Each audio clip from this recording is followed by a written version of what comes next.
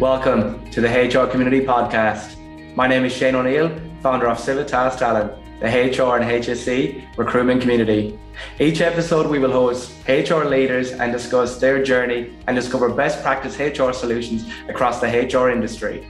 Whether you're a CEO, HR executive, or operating across the wider HR space, this podcast is for you. Please like and subscribe, and don't forget to comment and share your reviews. Enjoy the episode.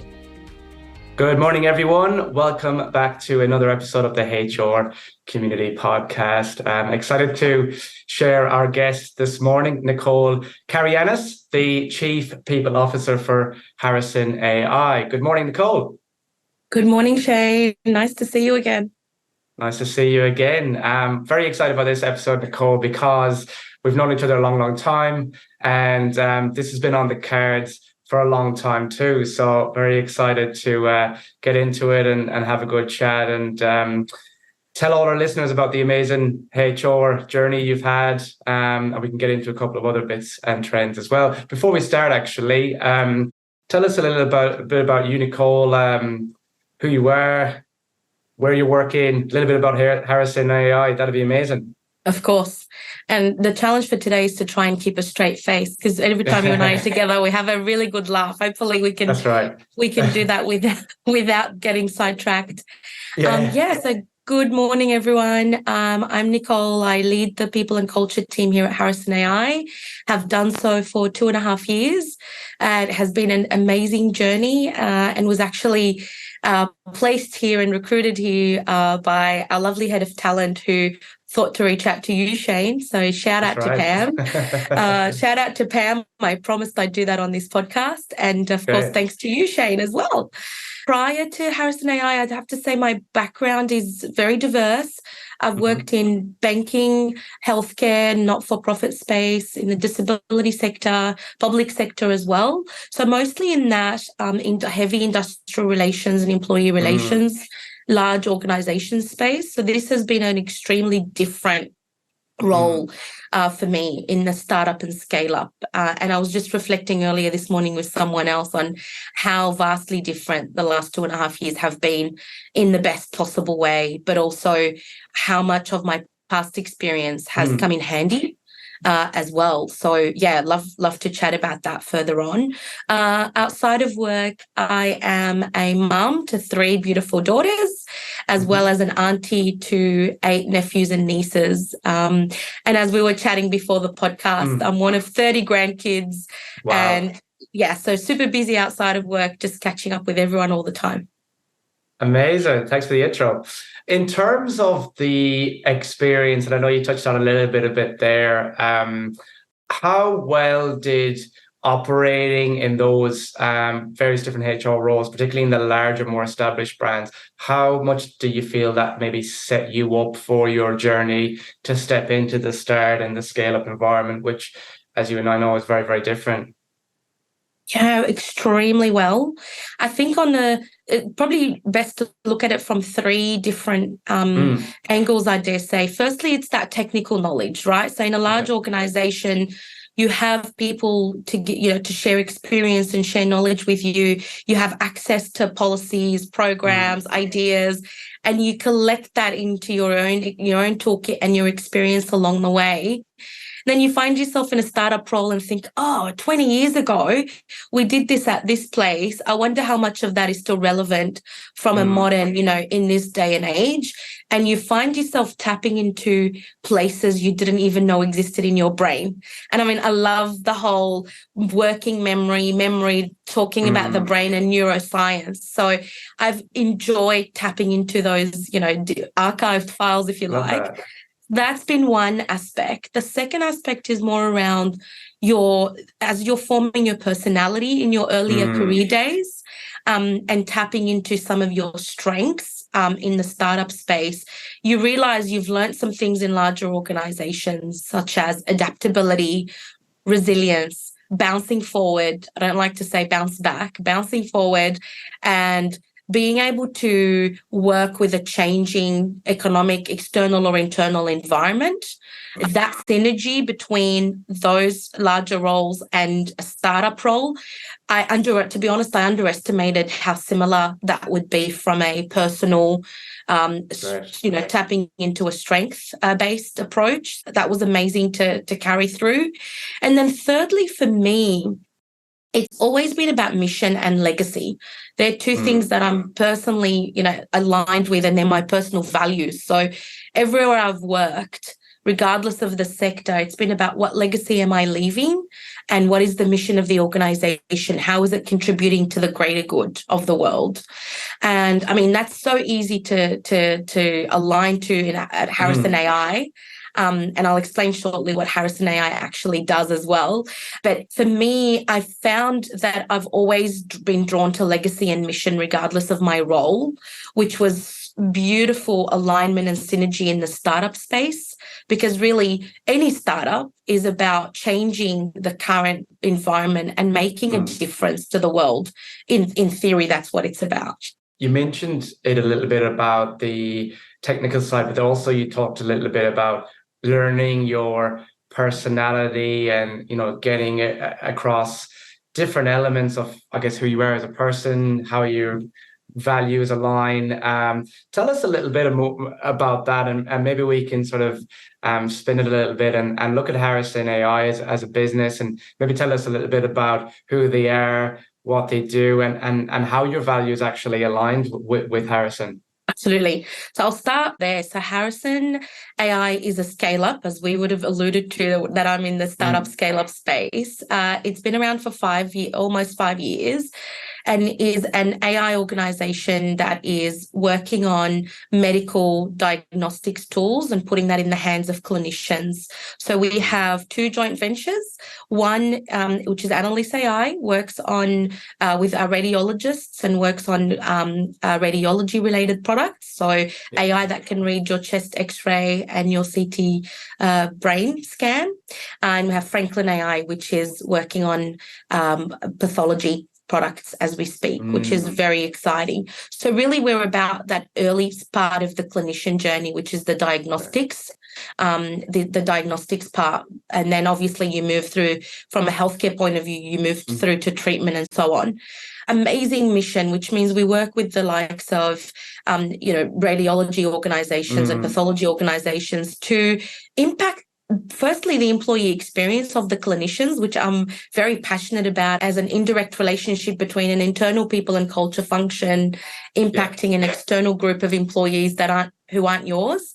And secondly, of course, and most importantly, impacting a patient's life and making sure that we, through our AI, for instance, you can triage an urgent scan and have a patient who needs an urgent diagnostic, an urgent result produced, an urgent report, have that put to the top of the list and being able to treat that patient much faster.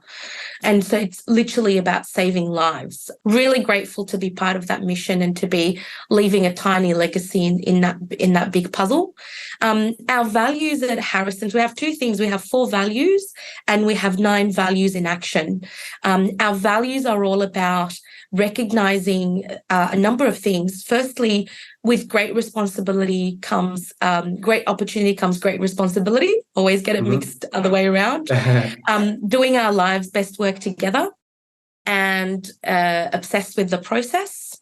And of course, how that aligns with our, and from there's 9 different values in action in terms of how these values come to life, whether it's through leading with impact, whether it is leading from the heart, whether it is stronger together. It's about doing something with what you have and doing it together as a team, but also understanding that what we're doing is very important. So it's about that urgency and bringing our solutions to the hands of clinicians. How that reflects internally for me, so my personal values, and as you know, I've done so much work on what are my strengths, what are my personal values. I'm on a constant journey of finding out who I am and how that changes year on year. My personal values are around accountability, achievement, and integrity. So for me, there's a beautiful alignment here in terms of not just with Harrison AI, but in the startup space around this beautiful movement around being accountable for being a good global citizen, not just being a good internal citizen to a company, but being a good global citizen and making a difference. Doing that authentically and with integrity. So really being yourself. And lastly, achieving, just get stuff done. So for me, on a personal level, my action, or my strengths, I should say, are action, self-belief. I did a strengths profile recently, so I'm rediscovering what my current realized strengths are. Yeah, and I can, talk about that for hours, and we can do that another day. But I'm a time optimizer. So I'm very driven about making the most out of my day and momentum, and just keeping momentum and getting stuff done. So that's a beautiful alignment in the startup space I've found. Awesome. And in terms of that space as well, from a recruitment perspective in HR, I've seen the transformation of that market as well. There's more demand at the early stages of these startups now for a strategic people and culture leader, which is great. In terms of that, it obviously comes with a lot of challenges. Some of these businesses, budget might not be their strength, process might not be their strength. So I guess for those that are listening, they're in a similar situation to Nicole, or maybe they're keen to take that step into the start and scale up environment as a strategic HR leader. What do you feel are the sort of challenges to be aware of? And also, what do you feel is the best approach to some of those challenges as well? Yeah, absolutely. Take, for example, a profile of someone who's process oriented, or who's a planner, or an organizer. That's a fantastic set of skills that actually startups do need that. But what you're doing is you're joining a place that doesn't have it. And so that realization from day one, instead of really the best advice I can give is to shift your framework and your mindset and turn it upside down, rather than starting on day one and saying, where's your policy, where's your process, where's the flow chart for this? Just remember, you are the creator of that policy or process or flow chart. So feel, and this is something I talk about a lot, feel empowered and realize that you've been hired for those skills. You're the creator, especially as you're coming from a larger organization to a smaller one. You think, oh, there must be a team that does that, so therefore that's not me. Actually, it is you. Please, by all means, go and check that no one's already doing something. You're not duplicating efforts or creating something that already exists. But really, by and large, remember that you've been hired for those skills to be the creator, not the maintainer of these things, processes, flowcharts, whatever it is. And that requires a mindset shift. What that requires as well is an element of self-belief that I can create something from the ground up, that I can start from a blank page. These days, if you have a good network and you reach out and you ask someone for a document or a template or a process or some advice, or you do your own online research, you're not starting from scratch really. But that drive on a personal intrinsic front, that drive to start, and that discipline to continue, and that resilience to finish. So I often talk about this in my team: who's starting a project, who's continuing, and who's closing it. That's important. So really do some work around who you are. Am I a starter? Am I the continuer? Am I the finisher? There's probably some proper, fancy terms around, but I like to keep it simple. And surround yourself by the right people. So if you like to start a project, but you find that you lose momentum, or you've lost interest, or you need a different skill set that you don't have in the middle of a project, in the middle of a document, in the middle of whatever, and you need a different skill set yet again to close it out, to consult, to edit, make changes, take feedback, review it, close it, implement and launch. Surround yourself with people that complement your skill set and you work to your own strengths. That is the beautiful harmony in any team, not just a startup example, really. Love that. Amazing. And in terms of that sort of startup environment and scale up environment again. You touched on something earlier that I sort of wanted to revisit around employee experience, which I know you're a huge advocate for. Employee experience, people experience, it's become a hot topic in people and culture, particularly in the last couple of years. We've got such a demand for talent. And then on top of that, you've got such a demand to retain talent, recruit talent. The dynamics of people's motivations to work has changed significantly since, a couple of decades ago. So, I mean, in terms of that, when you're in that startup scale-up environment, you want to grow, you want to add headcount. First of all, how important is employee experience in that journey as a startup? And secondly, how do you really drive that across a business where they're not as known in the market? They may not have the budget versus the other bigger, more established brands. Thanks, Shane. I think you've alluded to it in your question, which is your brand is not known. And so that humility piece, if you're the founder or the original team, the leadership team, wherever you are in the start of that journey, staying humble, and instead of thinking we're special, we have something special going on here, of course, people should come and work for us. Staying humble and think people don't know who we are. So to me, that goes back to your actions speak louder than your words. Yeah. I mean, that's always the case, but especially true at the start when your brand is not known. So how you handle anything from candidate experience, how you say, sorry, you didn't get this role.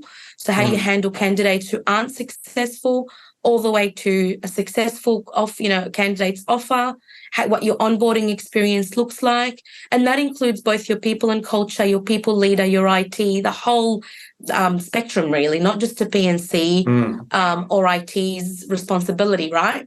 And so a key piece in that journey is your leadership. And so when someone's onboarded, from an employee experience, you don't want them to say to you, my people leader is great, but people and culture is not great, or vice versa. People and culture is great, but my people leader is a bit, not sure what to do with me right now.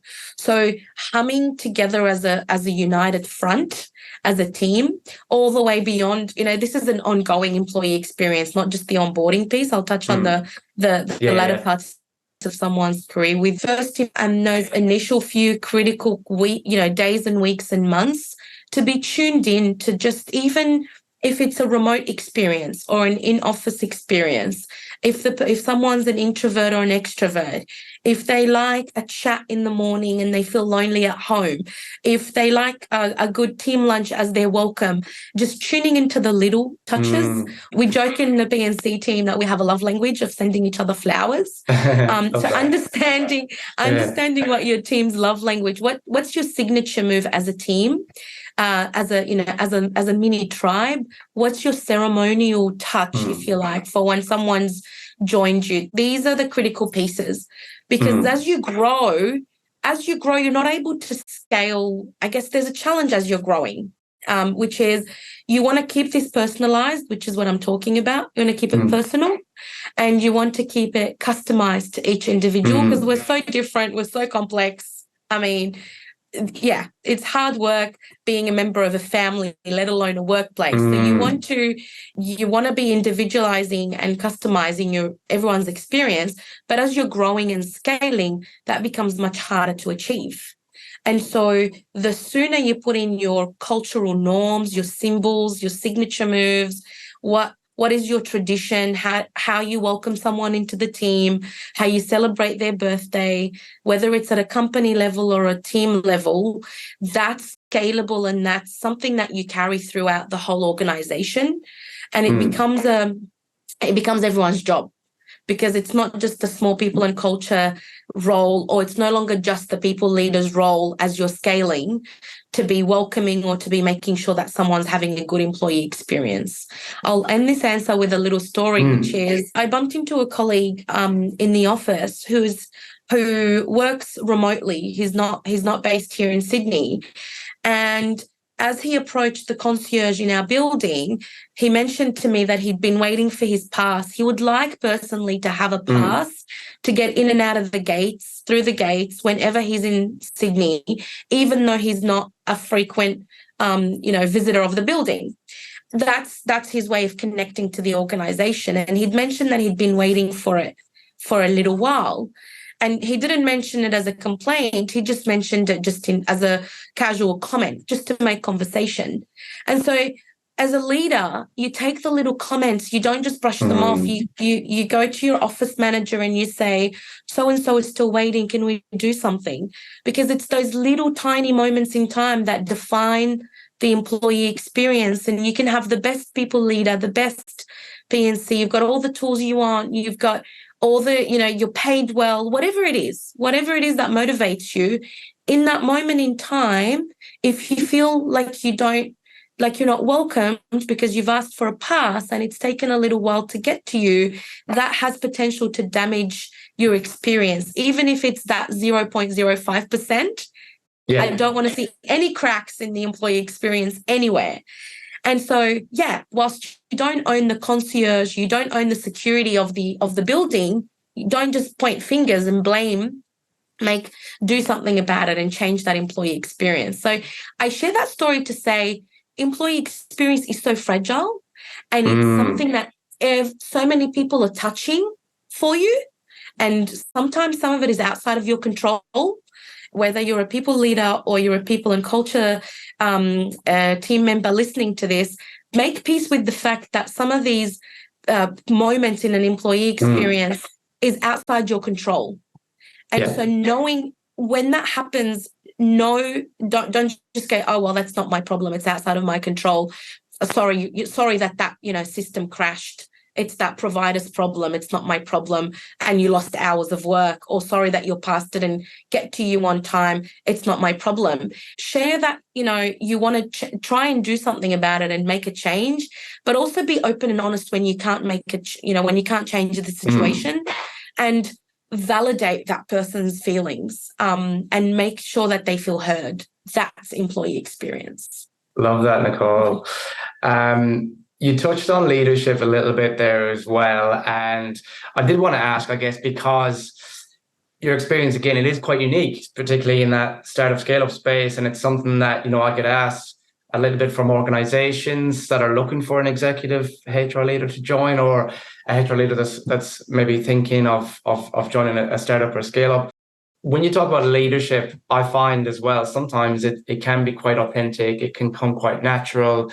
But sometimes in these startup environments, you're dealing with a very different leadership team at times, because you're dealing with a true entrepreneur, someone that's thought of an idea, took the risk, audaciously set it up, the business up overnight. So I guess there's two ways we can sort of look at this question is, what's the kind of experience and also advice that you would give other HR leaders like yourself, sort of entering that kind of leadership dynamic of working with people who've not really led teams, but they have started a business. And also for those who have maybe been in that startup phase, they've started a business and they've not really known how to approach the HR question yet.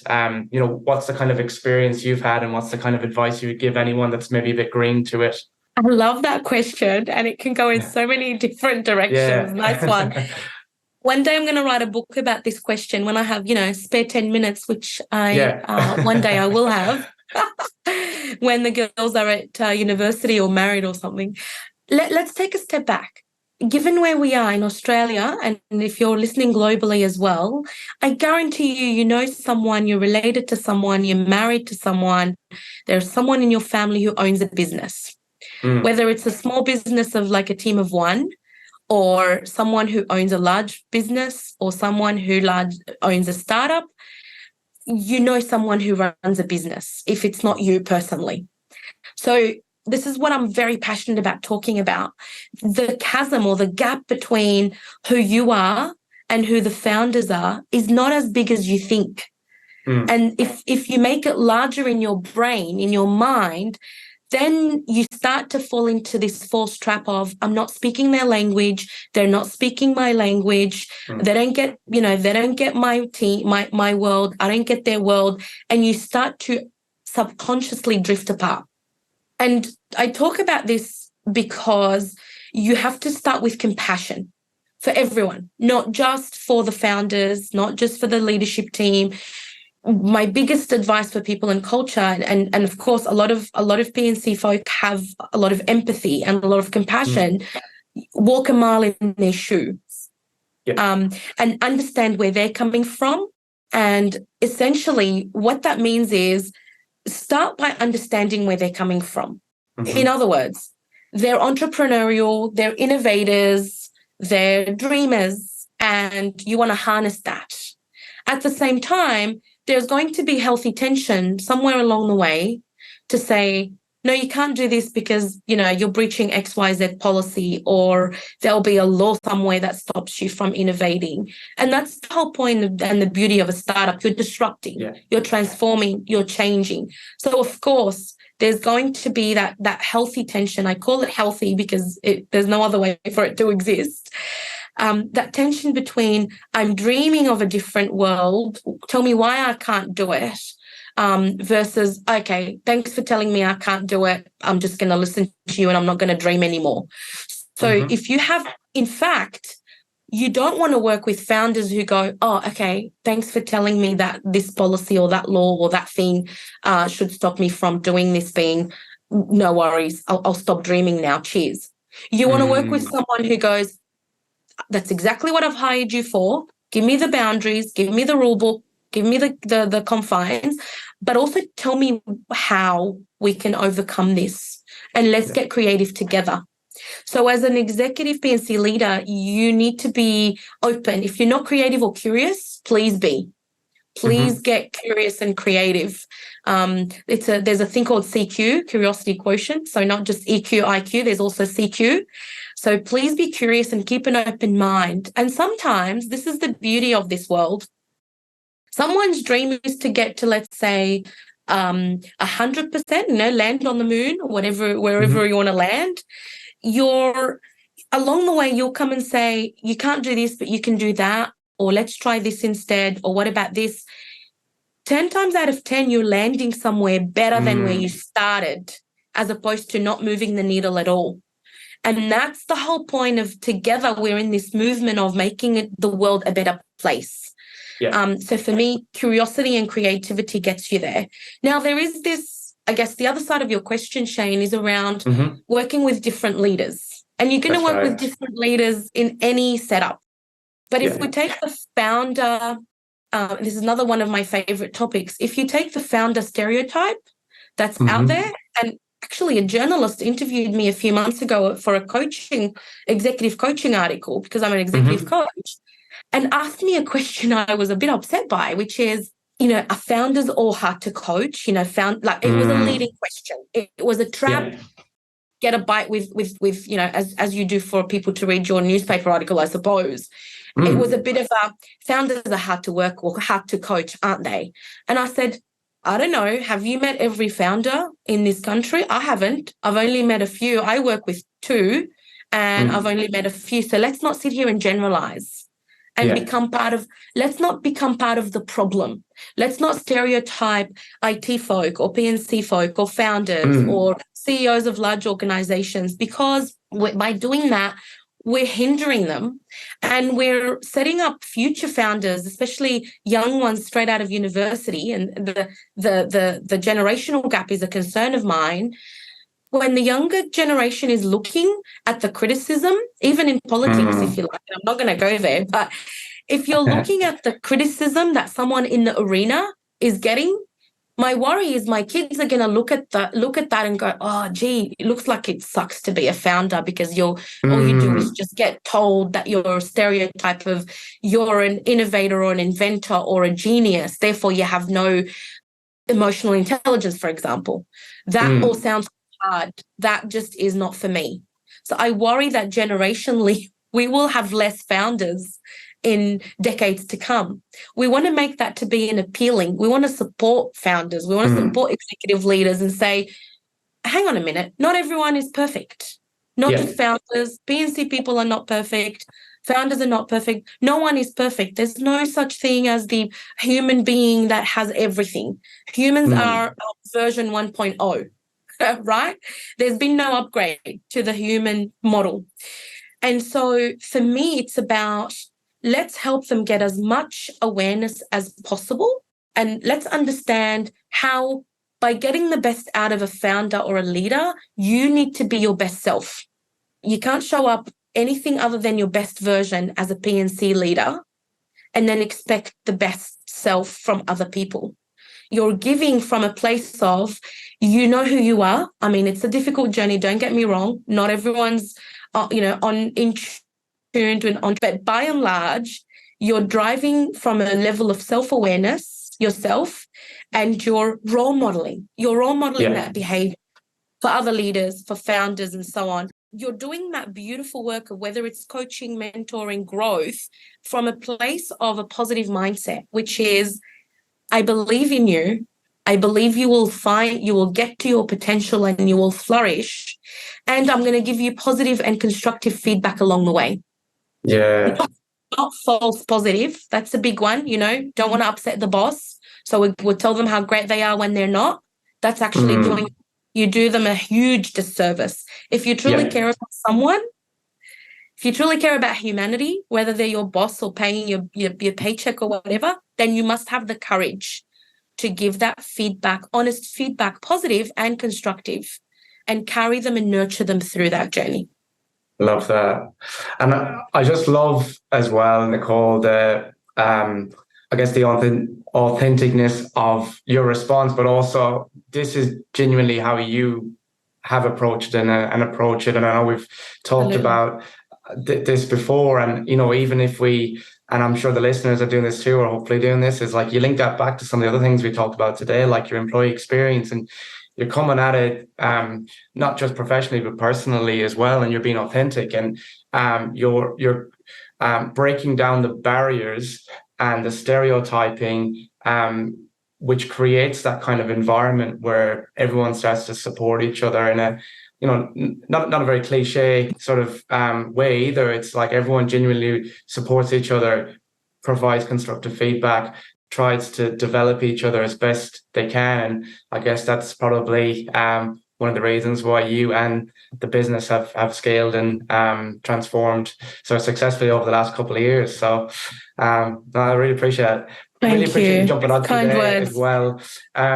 It's I know you need to wrap up soon, but I did have a couple of very short questions for you. Sure. Best lesson learned? Don't assume. No assumptions, don't assume. Love it.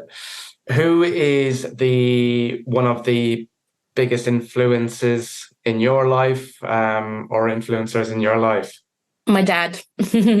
And if I can just say 5 seconds as to why, this eternal humility. I'm yet to go be 10% of the drop of the ocean. This eternal humility and endless pool of joy and lightheartedness, even when you've been in a war or you faced adversity in your life, always seeing the brighter side of the situation you're in. Love that. Who's, I guess, who do you influence? Who do you sort of motivate and influence and make an impact with? Hopefully my daughters, but let's not ask them on a bad day. Ask them on a good day if I'm a good influence. And my beautiful nieces and nephews. Oh, awesome. Last question for you. I know we talked about this a little bit previously as well in terms of travel, and I think you had a very cool holiday finally recently. But look, ideal retreat, holiday, what would be on the wish list, the bucket list, if you could jet off in the morning? I'll never forget our lunch when you said, okay, your goal is to book a damn holiday. Stop talking about it. Finally heading to Japan next April. Ideal holidays anywhere in the world with nature and with my family. So Europe, everywhere, really. I don't know why I said Europe straight away, but let's go with Europe. But anyway, with family and nature. Awesome. Thanks so much, Nicole. Thanks so much for your time today. And I'm sure all our listeners enjoy that just as much as I did. So we will be speaking very soon again. Appreciate your time. Thank you. Thanks, Shane. Talk soon. Thank you for tuning in to the HR Community Podcast. Remember to like and subscribe and share your views and comments below. This podcast was brought to you by Civitas Talent, the HR and HSC recruitment community. Whether you're a candidate looking for a new role or organization looking to secure brand new talent for your team, please get in touch with us today. Thank you.